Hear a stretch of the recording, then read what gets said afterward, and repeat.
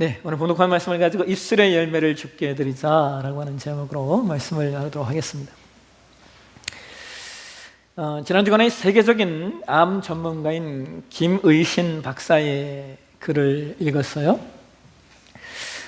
이분이 그 세계 처음으로 MRI를 통한 암 진단 기법을 개발하신 분이래요. 그래서 핵의학계의 선구자로 불리시는 분이고, 또 미국의 최고의 암 전문 병원인 MD 앤더슨에 근무하면서 미국의 최고의 의사에 11번이나 선정이 되셨던 분이래요.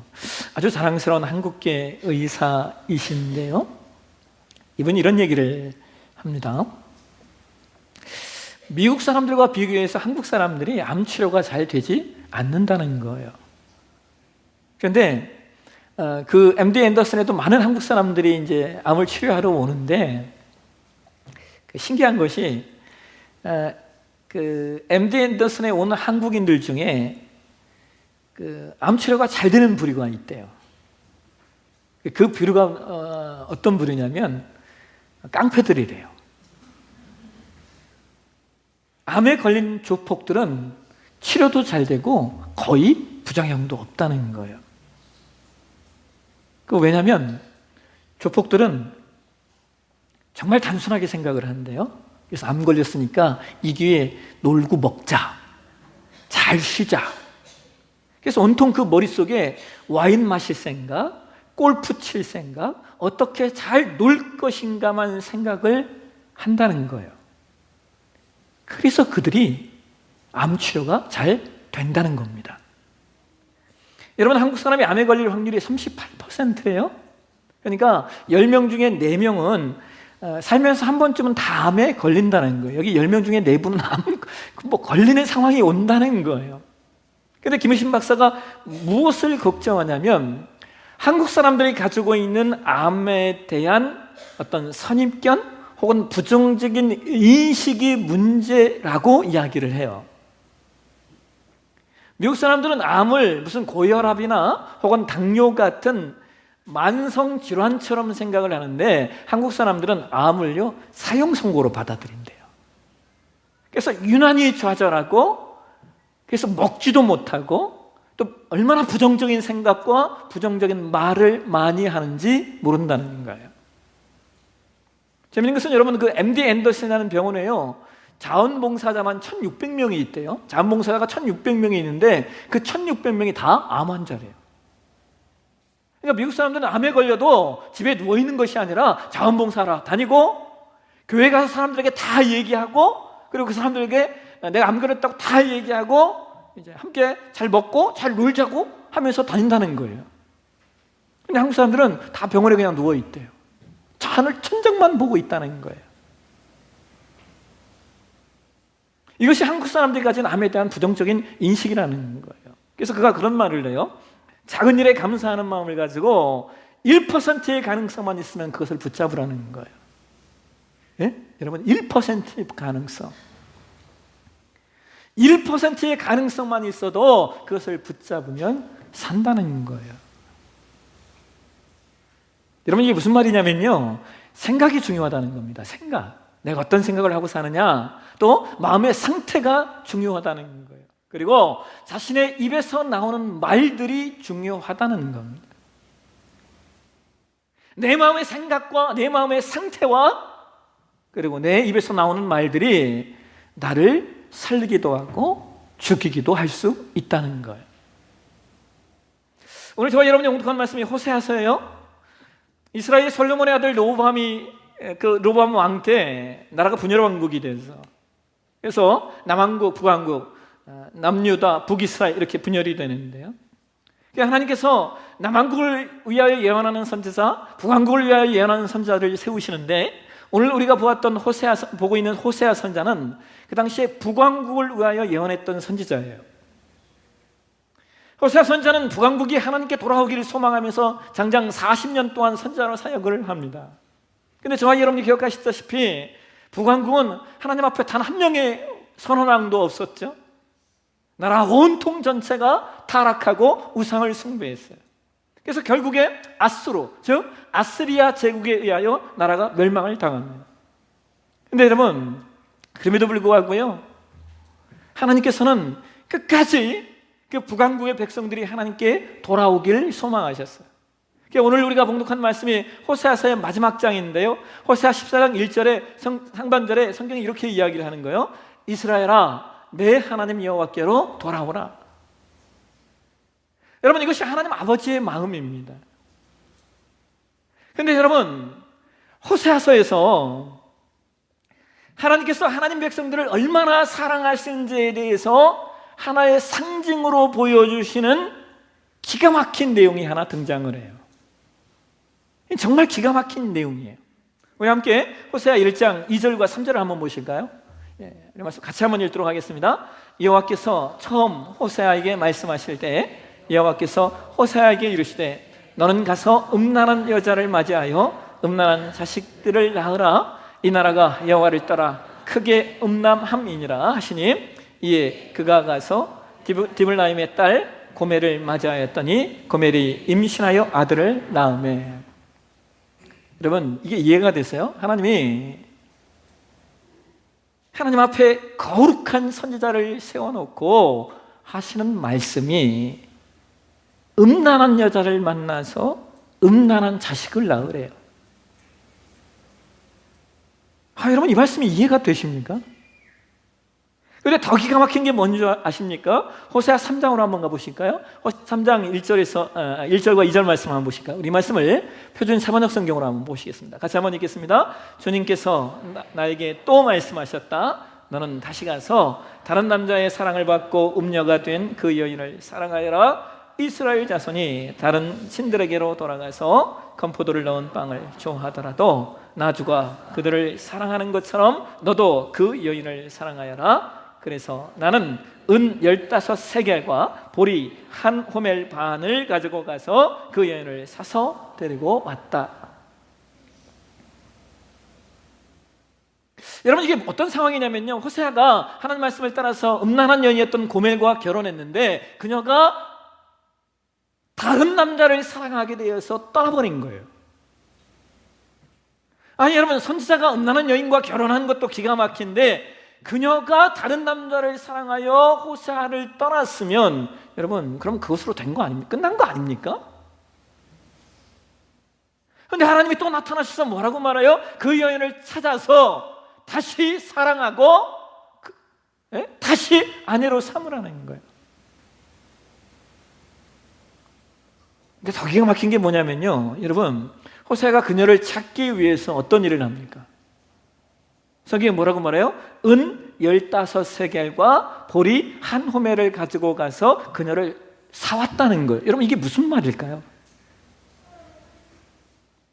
아니 왜 다른 남자를 사랑해서 갔으면 가서 끌고 오면 되는데 왜 은 15세겔과 보리 한 호멜 반을 주고 그녀를 사와야 되냐는 거예요.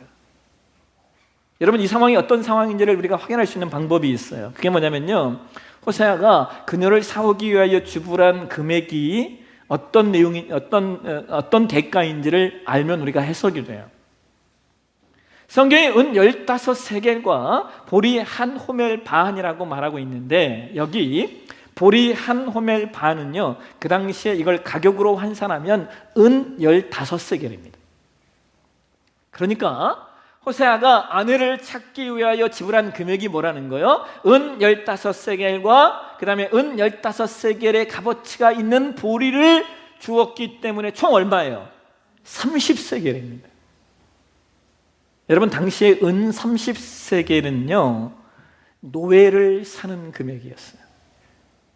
그러니까 호세아의 아내 고멜이 노예가 되었다는 거예요. 다시 말하면 그녀가 다른 남자를 사랑하여 떠났다가 결국에 노예가 되어 창녀로 생활하고 있었다는 거예요. 근데 하나님 뭐라고 말씀하시는 거예요? 그런 여인을 다시 찾아와서 다시 사랑하라는 거예요. 여러분, 이게 이해가 됐어요?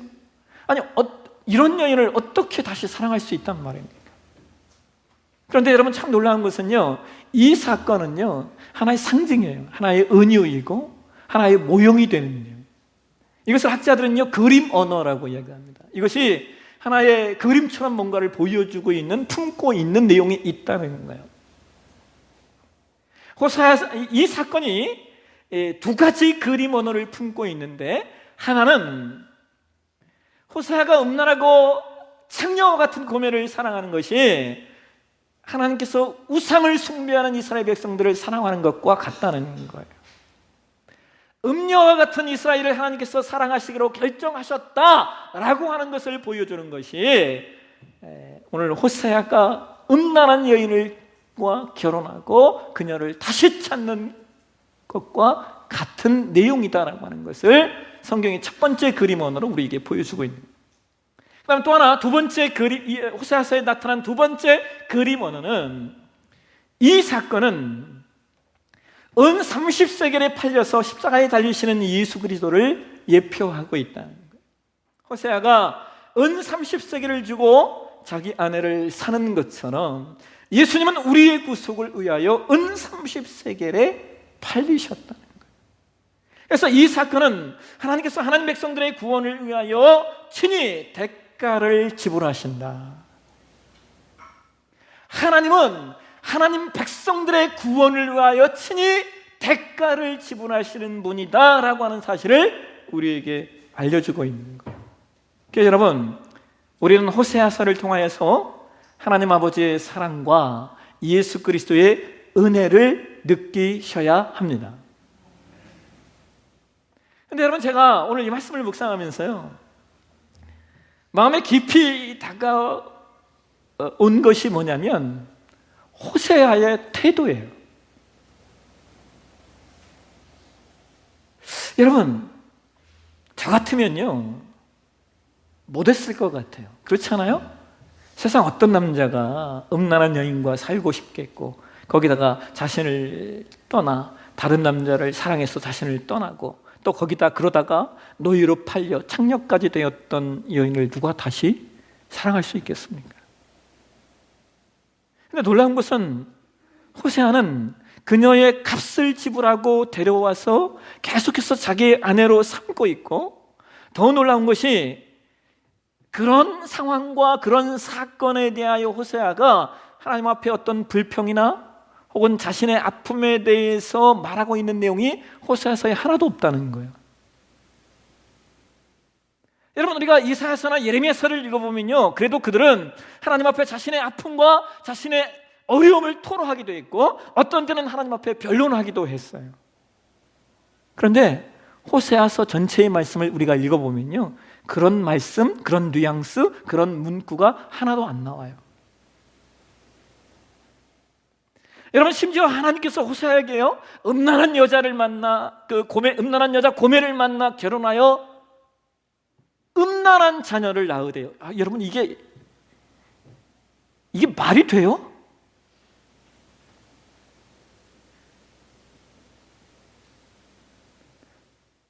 호세아 1장에 보면 호세아가 3명의 자녀를 낳았어요.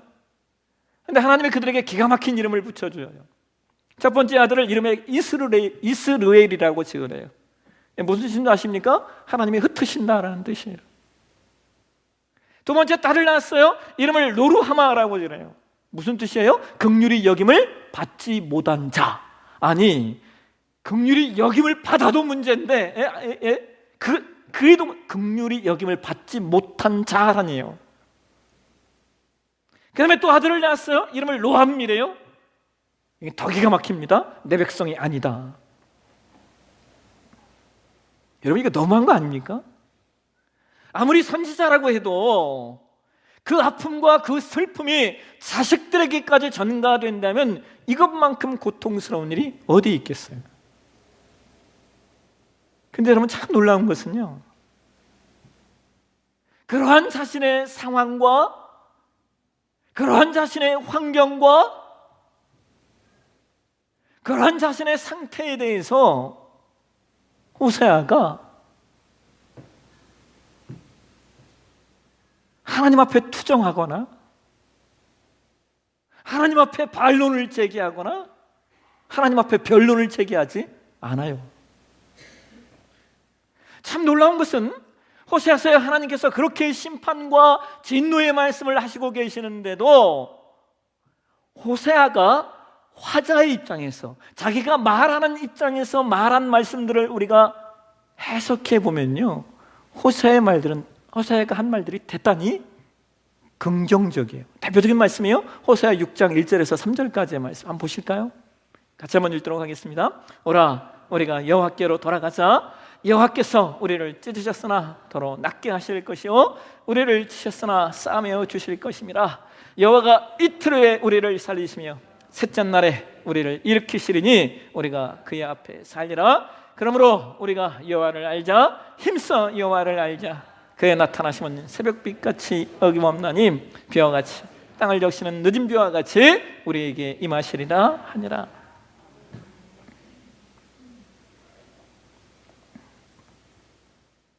충분히 하나님께 하나님 나에게 왜 이러십니까? 라고 말할 수 있는 상황에 있는 것이 호세아였는데 호세아는 그런 말을 하지 않아요. 그리고 이렇게 얘기해요. 오라, 우리가 하나님께로만 돌아가면 된다. 왜 그렇습니까? 호세아는 하나님께로만 돌아가면 하나님이 용서하신다는 사실을 명확히 알았기 때문에 그래요. 하나님께로만 돌아가면 하나님이 나를 싸매시고 나를 살리시고 나를 일으켜 세우실 것을 알았기 때문입니다. 그래서 여러분, 해석이 중요해요. 해석은 나의 마음의 생각으로 자리 잡아요. 그리고 나의 마음의 생각은 나의 입술의 말로서 나오게 되어 있는 거예요. 여러분, 호세아서를 읽으면 하나님께서 말씀하시는 내용이 얼마나 비관적인지 몰라요. 이것은 지금 북이스라엘의 상태가 그와 같다는 거예요. 그런데 호세아의 입에서 나오는 말들은 얼마나 긍정적인지요. 오늘 보면 호세아 14장 2절을 한번 보실까요? 호세아가 이렇게 얘기합니다. 같이 한번 읽겠습니다. 너는 말씀을 가지고 여호와께로 돌아와서 아뢰기를 모든 불의를 제거하시고 선한 말을 받으소서. 우리가 숫송아지를 대신하여 입술의 열매를 주께 드리리이다. 여러분, 호세아의 탁월함이 뭔지 아세요? 호세아의 탁월함은 그는 입술의 열매가 숫송아지를 대신할 수 있다는 사실을 알았다는 거예요. 여러분, 구약시대에 하나님께 드렸던 제물 중에요 가장 귀하고 가장 큰 제물이 숫송아지였는데, 그런데 그것보다 하나님이 무엇을 더욱 기쁘게 받으시느냐? 입술의 열매라는 거예요. 입술의 열매.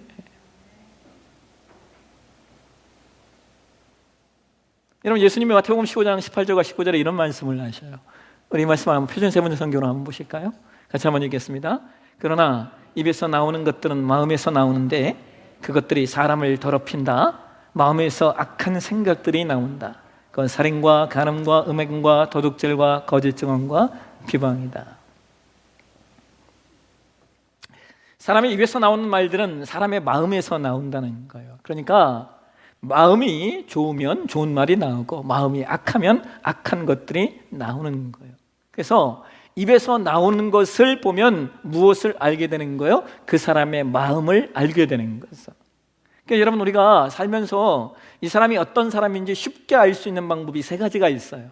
이것만 보면 그 사람이 어떤 사람인지 아주 쉽게 알아요. 첫 번째가 뭔지 아세요? 그 사람이 돈을 어떻게 쓰는가, 이걸 보면 그 사람이 어떤 존재인지 알아요. 두 번째가 뭔지 아십니까? 그 사람이 시간을 어떻게 쓰는가. 세 번째는 뭔지 아세요? 그 사람이 어떤 말을 많이 하는가. 이 세 가지만 보면요, 그 사람의 지금 내면과 그 사람의 존재성과 그 사람의 현재의 상태를 알 수 있다는 거예요. 근데 여러분, 참 무서운 것이 뭔지 아세요? 여러분, 예수님이 뭐라고 말씀하셔요? 마음에서 악한 생각들이 말이 되어 나오는데 그것이 곧 살인과 간음과 음행과 도둑질과 거짓 증언과 비방이래요. 근데 여러분, 한번 생각해 보세요. 마음으로 살인했다고 해서 그 사람이 진짜 죽습니까? 여러분 다 해보셨잖아요. 마음으로 살해 해보셨잖아요. 근데 여러분이 마음으로 살해하니까 그 사람이 진짜 죽어요? 그렇지 않잖아요. 여러분 마음으로 간음했다고 해서 진짜 간음이 일어납니까? 꼭 그렇지는 않잖아요. 예? 다 해봐서 아시잖아요. 마음으로 도둑질했다고 해서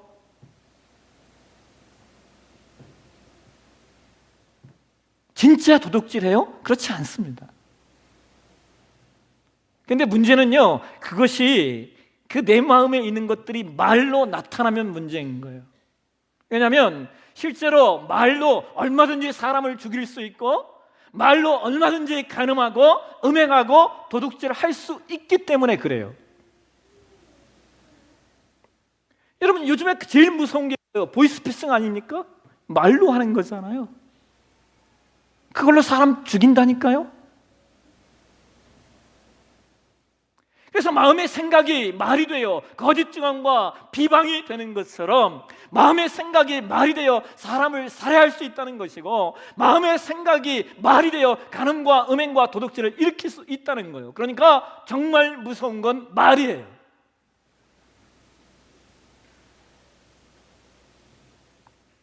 그래서 성경에 이 말에 대한 말씀이 얼마나 많이 있는지요.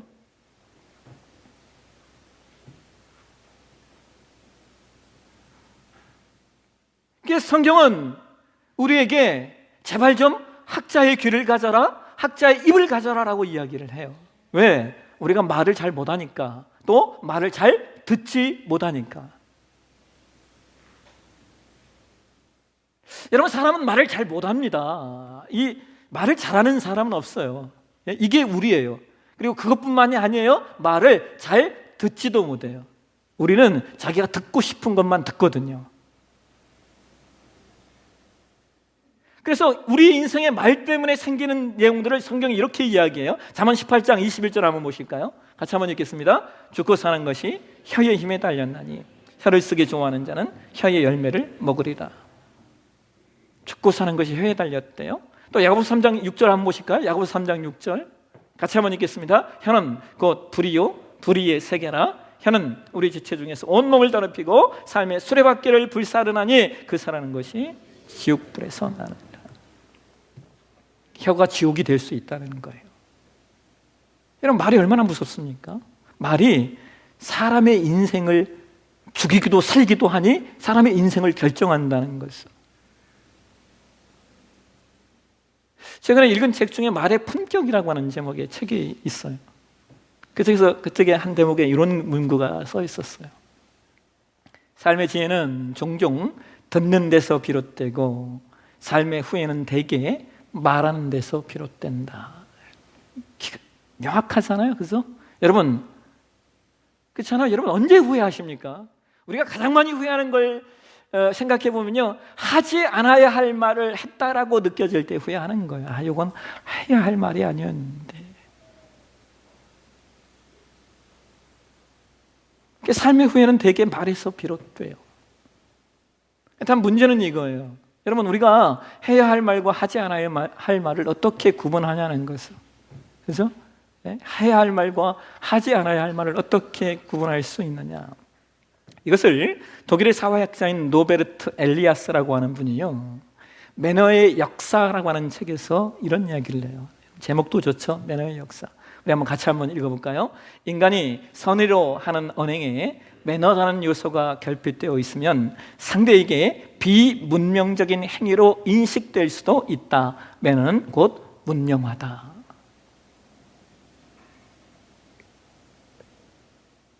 여러분 이게 무슨 말이냐면요, 사람이 선의로 하는 언행들이 있잖아요. 그런데 그 선의로 한다는 말이 매너가 없으면은 이게 무슨 말이냐, 여러분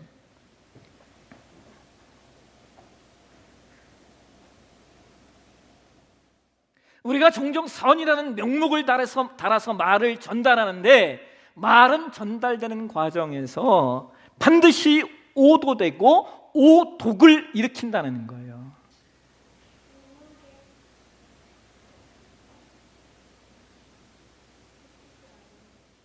왜냐하면 전달되는 말만큼 부정확한 것이 없기 때문에 그래요. 그러니까 여러분, 내가 듣기에 좋지 않은 말은요, 남에게 전달하는 게 아니에요. 그것이 사람에 대한 매너라는 거예요, 여러분. 여러분, 선이라고 포장하지 마세요. 내가 듣기에 좋지 않은 말은요, 남에게도 듣기 좋지 않거든요. 그러니 전달하지 말라는 거예요. 제가 목회하면서요, 어떤 말들이 이렇게 들려오잖아요. 그러면요, 제가 그분에게 확인해요. 그러면요, 거의 대부분이요, 목사님 그런 의미 아니었는데요? 거의 100% 그렇게 얘기해요. 그런 의미가 아니었대요. 그럼 이거 누구 잘못이에요?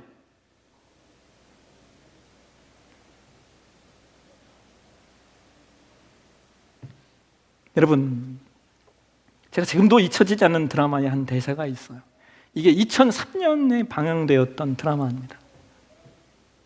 제목도 멋져요. 다모. 제가 그 다모라는 드라마에서, 이게 벌써 10몇 년 전의 드라마인데 잊혀지지 않는 대사가 하나 있어요. 뭔 것 같으세요? 예. 남자 주인공 이서진이 여자 주인공 하지원에게 그의 상처를 이렇게 치료해 주면서 덤덤한 목소리로 이렇게 말해요. 아프냐? 나도 아프다. 이 대사를 잊을 수가 없어요. 왠지 아세요? 이 짧은 대사에 사랑하는 사람에 대한 애타는 마음과 더불어서 엄청난 공감이 담겨 있기 때문에 그래요. 그러니까 여러분, 상대방의 아픔을 이해하고 공감이 담겨진 말은 사람을 살려요. 그런데 상대의 아픔을 이해하지 못하고 공감하지 못하는 말은 사람을 죽여요. 이 말이 정말 무서운 게 뭐냐면요, 그 죽이는 말을 들은 사람도 죽지만요, 죽이는 말을 한 사람도 죽는다는 거예요. 이게 말이에요. 말의 힘이에요. 저는 교회에서 목회하면서요, 지금까지 제가 목회하면서 오랜 제가 부교처 생활을 되게 오래 했습니다. 근데 그러니까 많은 교회들을 경험했을 거 아니에요? 어느 교회든 가보면요, 소문 공장이 있더라고요. 소문 공장. 꼭 그분에게만 가면 소문이 다 거기서 다 나와요. 사람들이 그분에게 가서 또 들으려고 해. 교회 소식은 다 이분을 통해 들어야 된다고 또 들어요. 소문 공장이 있어요.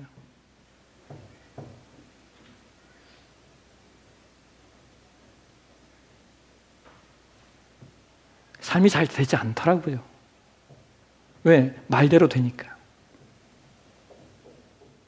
매일같이 부정적인 말, 매일같이 말을 옮기고 매일같이 소문을 옮기는데 잘 될 리가 어디가 있어요. 그러니까 여러분, 성경이 이런 얘기를 하는 거예요. 잠언 12장 14절 한번 보실까요? 같이 한번 읽겠습니다.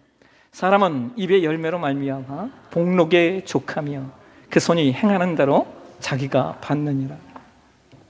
여러분, 여기 이 복록에 족하며라고 할 때 이 말이요, 원어에 보면 이스바토브예요. 이스바토브. 여기 이 토브라는 단어, 이 복록이라고 하는 단어가요, 여러분 창세기 1장, 이 토브라는 단어가 창세기 1장에도 나와요. 하나님께서 만물을 창조하신 후에 그 창조하신 창조 행위를 행하신 후에 그것을 보시면서 성경이 뭐라고 말해요? 하나님 보시기에 좋았더라라고 얘기하잖아요. 이 좋았더라가 토브예요. 토브. 그런데 이 토브란 단어는요, 아주 깊은 의미가 있어요. 이 단어는 아주 실제적인 이익과 지속적인 만족을 누리는 상태를 말하는 단어가 이게 토브예요. 토브. 그러니까 누가 삶에 실제적인 이익과 지속적인 만족을 누리며 살게 되느냐? 입에 열매가 있는 사람이에요. 왜냐하면 입의 열매는 하나님께서 숫송아지의 열매보다 더 기쁘시게 받으시는 것이기 때문이에요. 여러분, 오늘은 추수감사주일이에요. 오늘 저는 저와 여러분의 삶 가운데 좀 이 은혜가 있었으면 좋겠어요. 하나님 부으시는 실제적인 이익, 지속적인 만족의 은혜가 저와 여러분의 삶 가운데 있었으면 좋겠어요. 그런데 이 은혜를 우리가 어떻게 누리느냐? 우리가 어떤 입의 열매를 맺고 있느냐? 지금 내 입에서 나오는 말이 뭐냐?